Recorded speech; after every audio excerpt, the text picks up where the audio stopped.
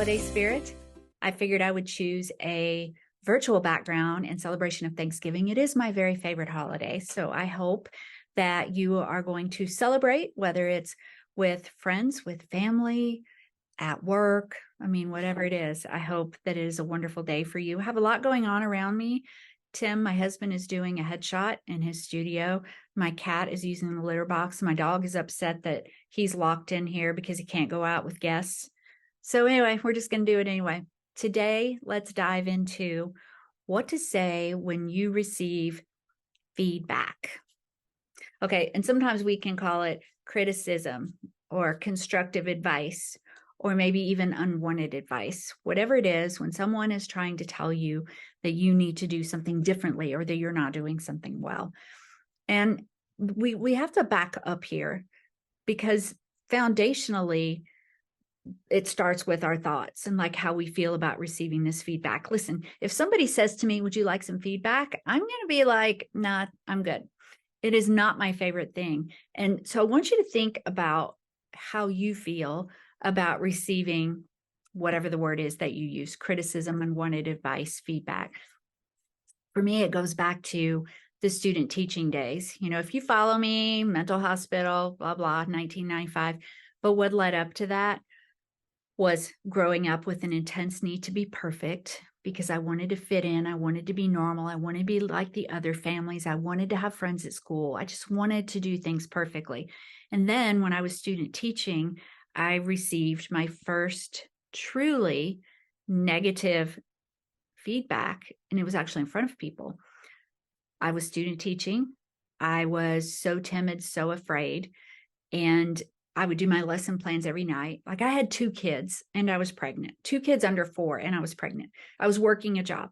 So I would go home at night, do all the mom things, and then I would stay up until well into the night doing lesson plans. But she never asked for them. My student teacher, maybe, you know what, let me back up. So student teaching is like practice teaching. So I was in a high school classroom with a cooperating teacher, and you have to do lesson plans and things. So my cooperating teacher would never ask for them. And I never offered them to her because I didn't think they would be good enough. You know, I was so anxious, so afraid, panic attacks, all that. So the day comes when my university professor comes to visit, and she says to him about me in front of everybody else, she has no initiative. She doesn't belong here. So from that day forward, that voice has been in my head from time to time.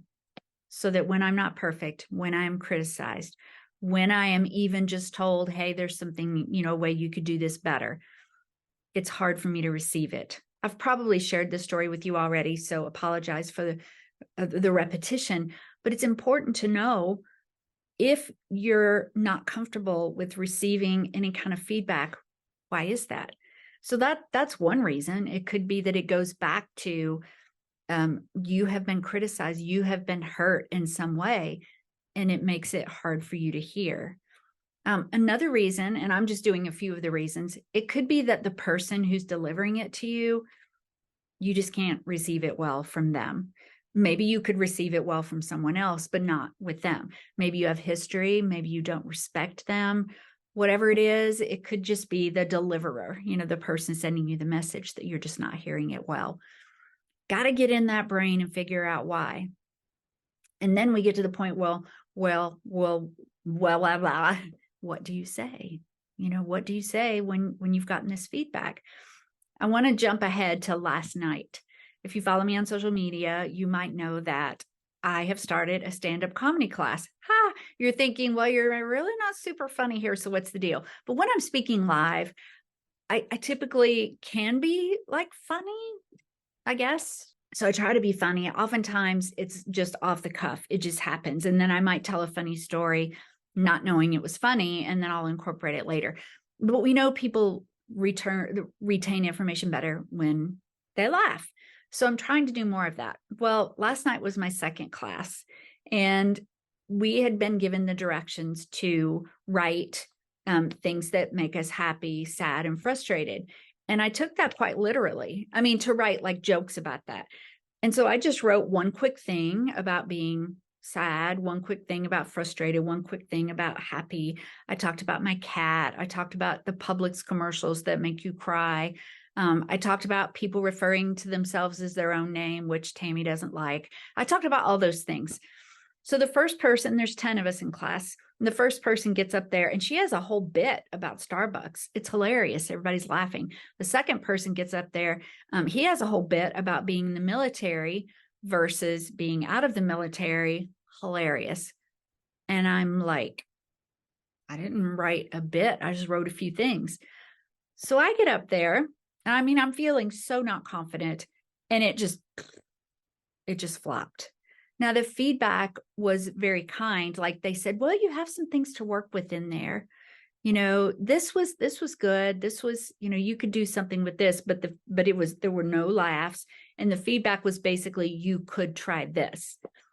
I called my husband and I said, regardless, the great thing about last night was I realized that I could hear that and be okay with it.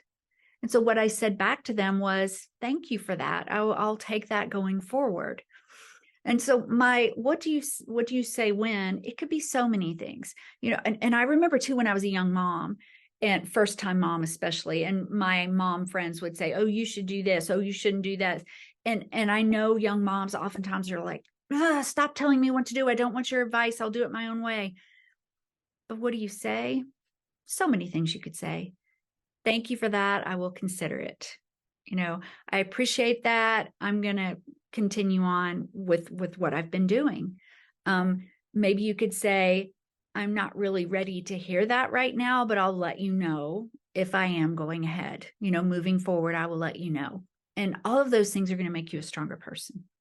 So I hope this gives you something to be grateful for. I mean, we have to put it in the Thanksgiving theme, right? Being thankful for the people in your world, and if someone says, would you like some feedback? It's okay to say, I appreciate it, but I don't think so right now. Or I appreciate that. Yes. Do what makes you feel comfortable. Do what makes you feel empowered. Do what you feel emotionally ready for. Just do what you do. So happy Thanksgiving. I hope you have plenty of things to be grateful for, and we'll see you next time.